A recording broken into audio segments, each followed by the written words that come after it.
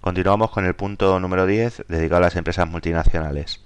En este caso entendemos que una empresa multinacional como una empresa que opera desde un país donde suele tener la casa matriz y coordina y controla otras filiales situadas en el extranjero en diversos países. Tiene unos aspectos positivos y negativos que podéis ver en este cuadro y ha pasado por una serie de fases de desarrollo, desde la exportación, en la cual ha vendido directamente desde el país a los países receptores, luego ha ido estableciendo asociaciones de cooperación con empresas en los mercados de destino y por último ha llevado a cabo inversión directa, es decir, inversión propia de instalaciones de fábrica en los países de destino internacionales. Estos procesos de internacionalización empresarial se han venido favoreciendo por el proceso de globalización en el cual vivimos, el proceso de globalización en el cual ha ido diluyendo las culturas nacionales y locales y ha favorecido la homogeneización de los gustos de un consumidor y que los consumidores que están en diferentes países del mundo se parezcan bastante los gustos que tienen unos y otros a la hora de ir al mercado, con lo cual esto ha permitido la comercialización de productos muy estandarizados, es decir, productos que con escasas diferencias se pueden vender en continentes distintos. Y entre estos productos, lógicamente, están los medios de comunicación, que también se han ido internacionalizando y llegando a cualquier parte del mundo. Ya sea un medio norteamericano, se puede ver fácilmente disponiendo de la conexión adecuada en cualquier punto de África o de Asia. Todo esto va también generando el círculo del cual estamos hablando. A medida que esto se internacionalizan los medios de comunicación, se favorece de nuevo la homogeneización en los gustos del consumidor y que se parezcan mucho unas culturas y otras en un mundo cada vez más global. En cuanto a los factores de internalización, hay determinados factores dentro del ámbito social, sus sistemas económicos, culturales y político-legales, que pueden favorecer o no este proceso de internacionalización de las empresas. Y de la integración de estos tres subsistemas, político, legal, económico y cultural, todo país va a tener determinado riesgo político. Riesgo país el cual vendrá dado por la probabilidad de que un país, por las medidas que se tomen en cualquiera de estos tres ámbitos, pueda poner en peligro la inversión de la empresa multinacional. En cuanto a las razones de la internalización que pueda tener una empresa, podríamos tener una lista abierta entre la cual enumeramos estos factores. En cuanto a las estrategias de internacionalización, vemos un modelo conocido y muy contrastado, el de Bartlett y Gosal. Aquí sobra una T y aquí Bartlett, aquí habría una T, de 1989, un modelo muy contrastado y conocido, el cual en una caja de 2x2, dos filas, dos columnas, relaciona dos variables: la adaptación local que pretenda la empresa multinacional y la capacidad para generar economías de escala, es decir, para disminuir sus costes de producción unitarios. Entonces habrá empresas que tengan baja presión por adaptarse a los mercados locales o alta presión por adaptarse a esos mercados locales, y habrá empresas multinacionales que tengan baja presión por alcanzar economías de escala y reducir sus costes unitarios, o que tengan alta presión. Y de esta forma surgen cuatro tipos de estrategias diferenciadas. Desde la estrategia internacional, que es típica de empresas que están en un proceso inicial de internacionalización, donde operan y venden desde el mercado nacional y venden su producto con escasas diferencias en los mercados internacionales. ¿De acuerdo? Podría ser el ejemplo, por ejemplo, de la cerveza Coronita en sus inicios, donde provenía la cerveza tal cual desde el mercado de México, y esa cerveza pues tenía una capacidad, unas habilidades que la hacían diferente y que fuese apreciada en otros mercados internacionales, a partir del cual ha ido creciendo. Posteriormente tendríamos la estrategia multinacional en aquellas empresas que sí reciben esa presión por adaptarse al mercado local en el que operan. Por ejemplo, dentro del sector de distribución tenemos un gran grupo multinacional, cual es el caso de Unilever, que adoptaría esta estrategia. Unilever posee marcas de referencia muy conocidas en España, como puede ser la mayonesa Hellmann's o los productos Rexona, que tienen mucha raigambre para el mercado nacional nuestro.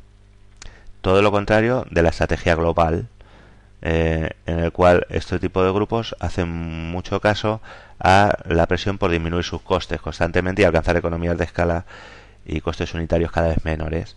Dentro del mismo sector de distribución y como antítesis de Unilever, podemos citar el caso de Procter & Gamble con los productos de Johnson & Johnson, que se venden, los champús y colonias se venden con escasas diferencias en diferentes países.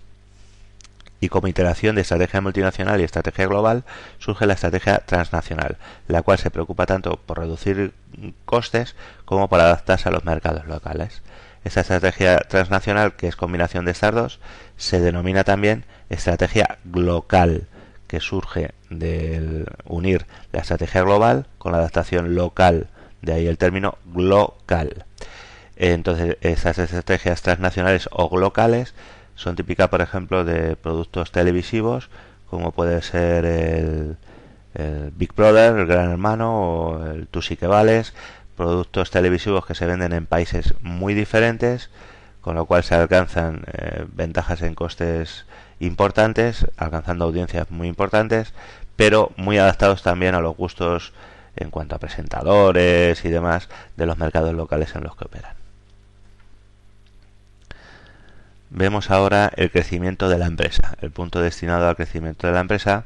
El crecimiento de la dimensión de la empresa puede ser de dos tipos, interno o externo. El crecimiento interno se apoyará en los propios recursos que tenga la empresa por sí misma, inversiones para aumentar su capacidad productiva. Es el caso del mercado de la gran distribución, como puede ser Carrefour o el Corte Inglés.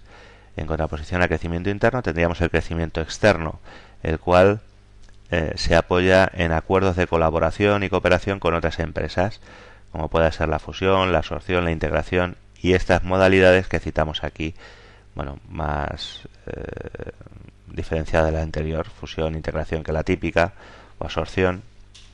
Vemos acuerdos de cooperación, como son la joint venture, venture capital, spin-off, franquicia, las UTEs o unión temporal de empresa o el cártel. ¿De acuerdo? Acuerdos de colaboración de empresas que son diferentes pero que se ponen de acuerdo en colaborar siguiendo determinado tipo de alianza estratégica para una empresa determinada. Por ejemplo, la UTE, la Unión Temporal de Empresas, es típica dentro del sector de la obra civil para llevar a cabo proyectos de gran inversión que supondría mucho riesgo para una sola empresa. Por ejemplo, la construcción de un puente en una autovía, pues es normal que se creen estas uniones temporales de empresa entre constructoras grandes, cada una de las cuales aporta su competencia a una parte del proyecto.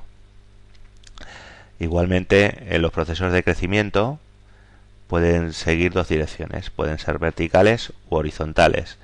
Se produce un proceso de integración o concentración vertical cuando la empresa crece dentro del proceso productivo, del mismo proceso productivo, ¿de acuerdo? Hacia delante, hacia el cliente, o hacia atrás, hacia la fuente de materias primas. Este ejemplo de integración vertical lo tendríamos en el caso de Inditex, ¿no? Donde controla tanto el diseño de la prenda como la venta de la misma a través de la distribución en las tiendas y controla todo su proceso productivo.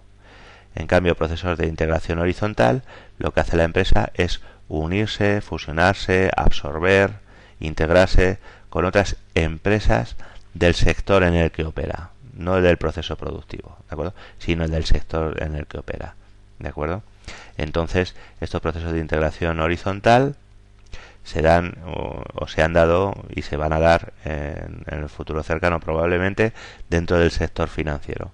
Por ejemplo, el actual BBVA surge de la fusión del Banco Bilbao, del Banco Vizcaya y de la Corporación Argentaria, que fue una corporación que unificó toda la banca pública de nuestro país.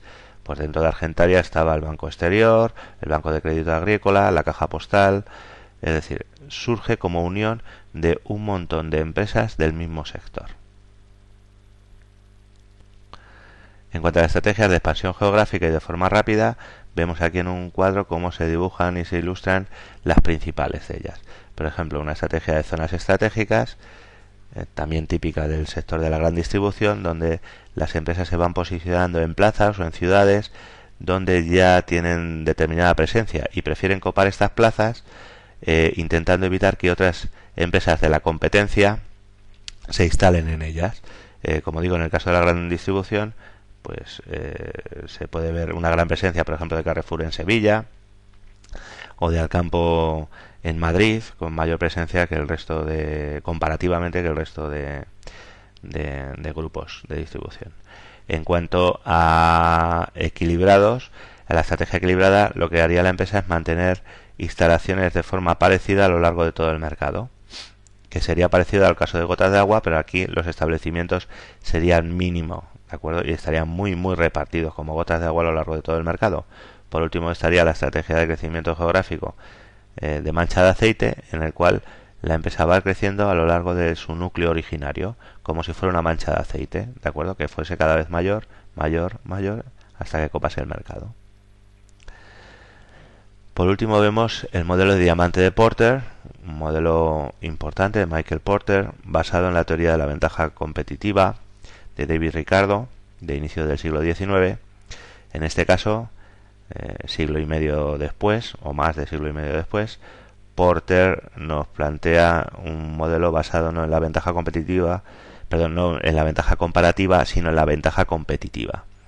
De tal manera que un país puede reforzar las condiciones para que haya ventajas competitivas, para que las empresas del mismo puedan ir logrando ventajas competitivas nuevas y sectores productivos y crecimiento, por lo tanto, económico cada vez más sano y mayor. Estos 4 factores que propician las ventajas competitivas están interrelacionados entre sí, de ahí las flechas en ambas direcciones, y forman pues esta forma de diamante, de ahí el nombre del modelo.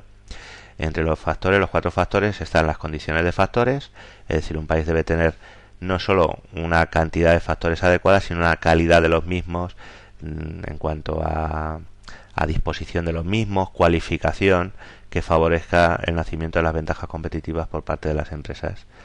Luego también tiene que tener unas condiciones de demanda, volvemos a lo mismo, no solo en cuanto a cantidad de clientes, sino a calidad, y no solo por la renta, sino por la capacidad que tengan estos clientes de sugerir ventajas continuas a las empresas a las cuales compran sus productos, de notificar rápidamente nuevas necesidades que obliguen a las empresas a adaptarse constantemente a ellas. Luego, cualquier país también debe contar con industrias relacionadas y de apoyo, con estos sectores centrales o núcleo propiciadores de ventajas competitivas, pues industrias relacionadas de apoyo como pueda ser una buena logística para llevar al destino los productos una vez que son producidos por las empresas. Y por último, una adecuada también estrategia, estructura y rivalidad empresarial, es decir, un sector productivo sano, con buena concurrencia, con buena competencia entre empresas, donde no haya pocas empresas que dominen los mercados y que hagan que la competencia sea muy desigual. Este diamante también puede verse favorecido por 2 elementos externos que representamos aquí, que son el gobierno y el azar. El gobierno puede favorecer al diamante de forma positiva o perjudicarlo con la normativa que lleve a cabo. También el azar, con cuestiones imprevistas que no se saben con anterioridad, puede favorecer el nacimiento de nuevas ventajas competitivas o por contra puede perjudicar ventajas competitivas instaladas en un país y bien basadas con, pues por ejemplo con la aparición de una nueva tecnología o una nueva fuente de energía.